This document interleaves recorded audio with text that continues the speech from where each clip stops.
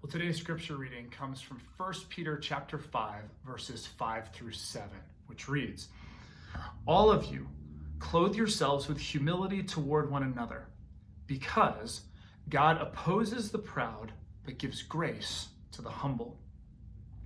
Humble yourselves, therefore, under God's mighty hand, that he may lift you up in due time. Cast all your anxiety on him, because he cares for you." Now, I think we all are drawn toward that last verse, verse 7.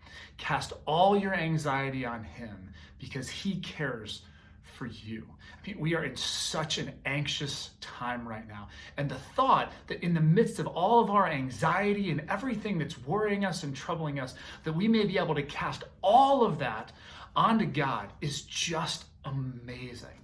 But the question is, how in the world do we do that? I mean, anxiety is so all-consuming. It's so hard to shake.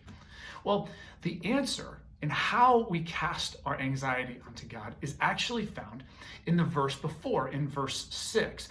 And what Peter is sharing here, Peter, who is no stranger to anxiety, who was constantly worrying about Jesus and worrying about himself, Peter says these words. How do you cast your anxiety onto God? Well, here it is, verse 6.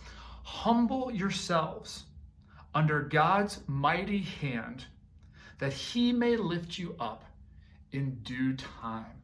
The key to casting our anxiety on God is first and foremost to stop focusing on ourselves and all of our anxiety and everything that's going on, and to focus on God's mighty hand, to be humbled by the fact that God is so much bigger than us. God is so much more powerful.